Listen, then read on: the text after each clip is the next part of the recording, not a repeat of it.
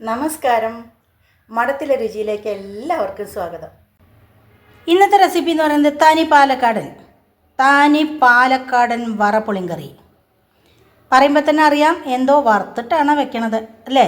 പുളിങ്കറിക്ക് പല വിധത്തിലുണ്ടാക്കാം. ഞാൻ പറഞ്ഞില്ലേ, ചില സ്ഥലങ്ങളിൽ നാളികേരം അരച്ചിട്ടുണ്ടാക്കും, ചില സ്ഥലങ്ങളിൽ പരിപ്പിട്ടുണ്ടാക്കും, ചില സ്ഥലത്ത് പരിപ്പിടാതെ ഉണ്ടാക്കും, പല തരത്തിലും ഉണ്ടാക്കാം. അപ്പോൾ ഈ വറ പുളിങ്കറിയുടെ ടേസ്റ്റ് അപാരം തന്നെയാണ് കേട്ടോ. അപ്പോൾ അതിന് വേണ്ടിയിട്ട് ഞാൻ സാധാരണ എടുക്കുന്ന ഗ്ലാസ്സിൽ ഒരു അര ഗ്ലാസ് തുവരപ്പരിപ്പ് ഒരു അരമണിക്കൂർ മുന്നേ വെള്ളത്തിലിട്ട് വെച്ചിട്ടുണ്ട്. ഇത് നന്നായിട്ട് നമുക്ക് വേവിച്ചെടുക്കണം. അതുപോലെ തന്നെ ഞാൻ കപ്പങ്ങയാണ് എടുക്കുന്നത്. നിങ്ങൾക്ക് മത്തങ്ങയിലുണ്ടാക്കാം, കുമ്പളങ്ങയിലുണ്ടാക്കാം, പക്ഷേ ഏറ്റവും ടേസ്റ്റ് കപ്പങ്ങയിലുണ്ടാക്കിയാലാണ്. ഇങ്ങനെ വലിയ കഷ്ണങ്ങളായിട്ട് അരിഞ്ഞു വെച്ചിട്ടുണ്ട്. ഇത് ഒരു മൺചട്ടിയിൽ 2 പച്ചമുളകും കുറച്ച് മഞ്ഞൾപ്പൊടിയൊക്കെ ഇട്ടിട്ട് ആദ്യം ഒന്ന് വേവിക്കുന്നുണ്ട്. ഇത് നമ്മൾ കുക്കറിൽ.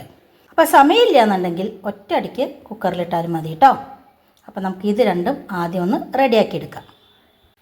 അപ്പം ഞാൻ നമ്മുടെ കപ്പങ്ങ കഷ്ണങ്ങളാണ്. കപ്പങ്ങ, പപ്പായ, കറമോസും കായ, കറുത്തുങ്കായ. ഞങ്ങളുടെ അവിടെ കറുത്തുങ്കായ എന്നാട്ടോ പറയുക. നിങ്ങളുടെ അവിടെയൊക്കെ എന്തൊക്കെയാണ് പറയണമെന്ന് എനിക്കറിയില്ല.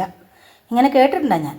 അപ്പോൾ ഒരു 3 പച്ചമുളക് കീറിയിട്ട് കൊടുത്തിട്ടുണ്ട്. പിന്നെ മഞ്ഞൾപ്പൊടി, പിന്നെ ആവശ്യത്തിന് കുറച്ച് വെള്ളം ഒഴിച്ച് കൊടുത്താൽ മതി. ഇത് നമുക്ക് ഈ മൺകലത്തിൽ തന്നെ നമുക്ക് വേവിച്ചെടുക്കാം കേട്ടോ. അപ്പോൾ അടുപ്പത്ത് കൊണ്ടയ്ക്കാം. പരിപ്പ് ഞാൻ അപ്പുറത്തെ ഗ്യാസിൽ വെച്ചിട്ടുണ്ട്. എളുപ്പത്തിൽ ഉണ്ടാക്കാൻ പറ്റുന്ന ഒരു കൂട്ടാനാണ്, ഒരു ഒഴിച്ചുകൂട്ടാനാണ് പാലക്കാടൻ വറപ്പുളിങ്കറി.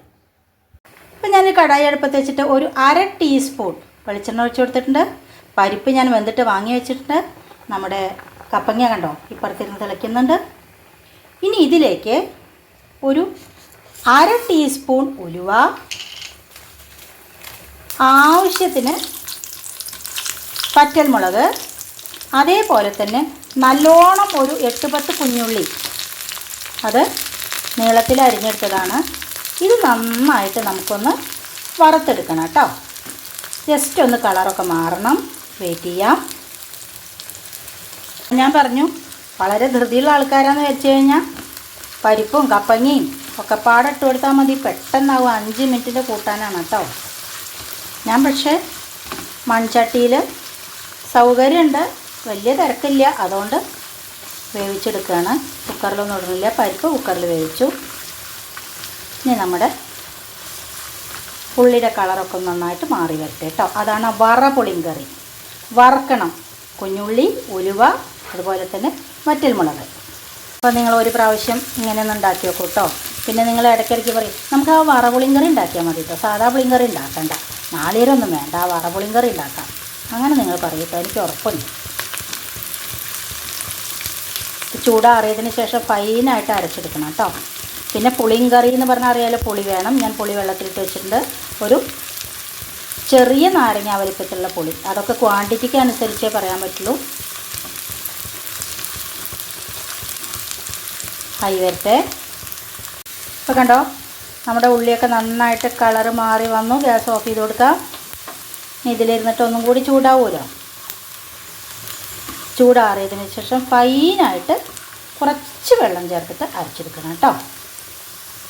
ഇപ്പം നമ്മുടെ കപ്പങ്ങ വെന്തിട്ടില്ല, ഒന്നും കൂടി വേവണം. അതുകൊണ്ടാണ് ഒരു 1/4 ഭാഗം വേവായതിന് ശേഷം മാത്രം വേണം കേട്ടോ ഉപ്പിട്ട് കൊടുക്കാൻ. വെയിറ്റ് ചെയ്യാം. ഇപ്പോൾ കണ്ടോ നമ്മുടെ കപ്പങ്ങയുടെ കഷ്ണമൊക്കെ നന്നായിട്ട് തിളച്ച് വന്നിട്ടുണ്ട്. ഒരു പകുതി വേവായിട്ടുണ്ട്. ആ സമയത്ത് നമുക്ക് ഇതിലേക്ക് ആവശ്യത്തിനുള്ള ഉപ്പിട്ട് കൊടുക്കാം കേട്ടോ.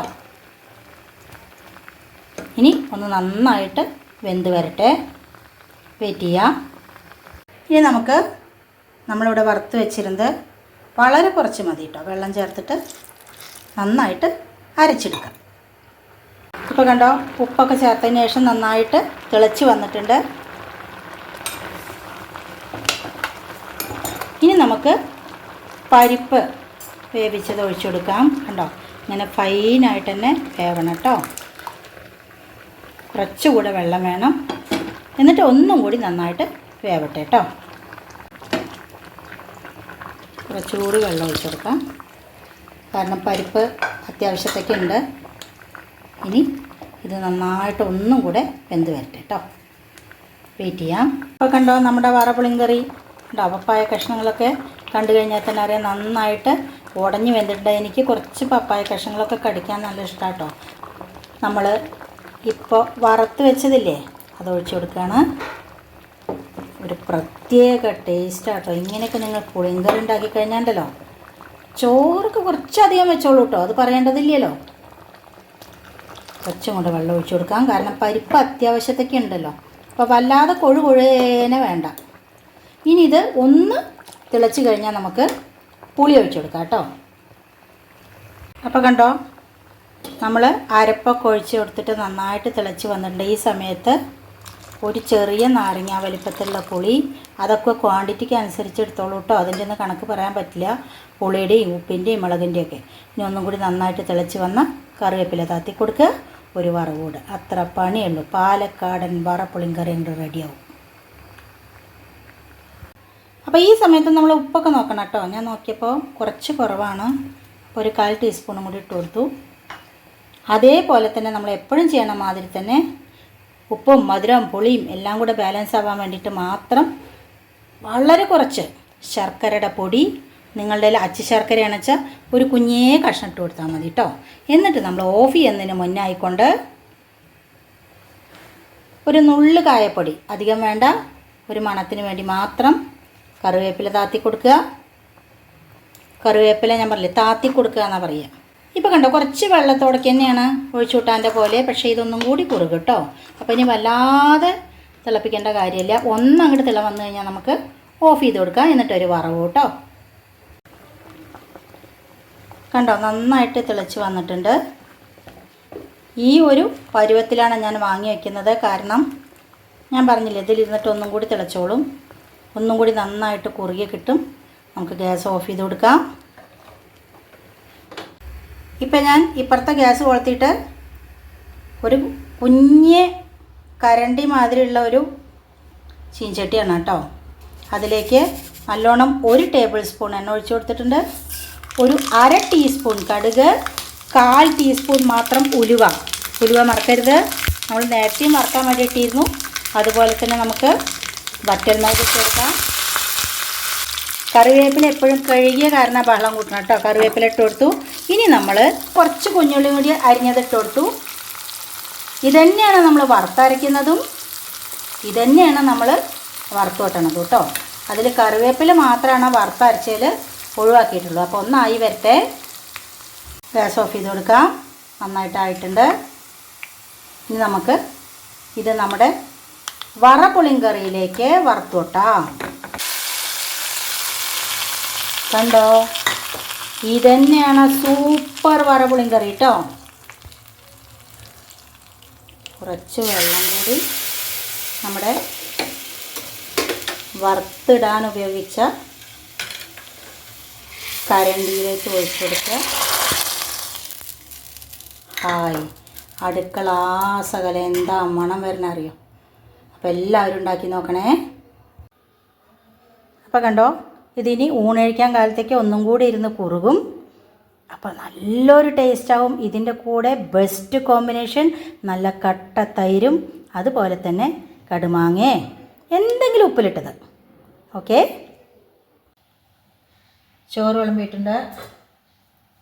നമ്മുടെ പാലക്കാടൻ വറപുളിങ്കറി, കപ്പങ്ങ പുളിങ്കറി,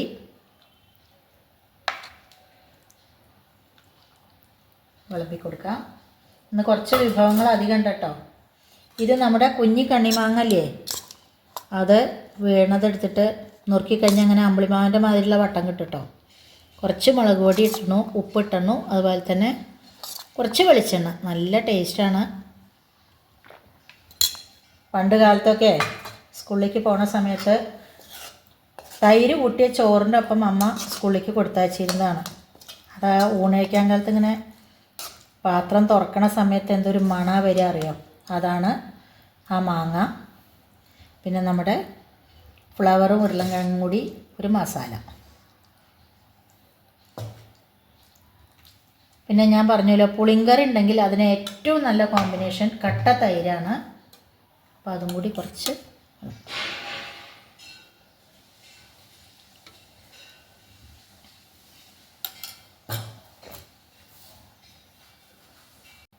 ഉരുട്ടാം.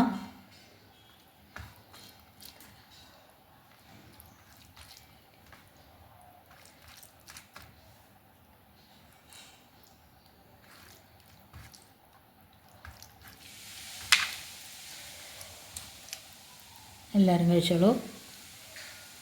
മറ്റൊരു പുതിയ വീഡിയോ ആയിട്ട് നാളെ കാണാം. അതുവരേക്ക് ബായ്.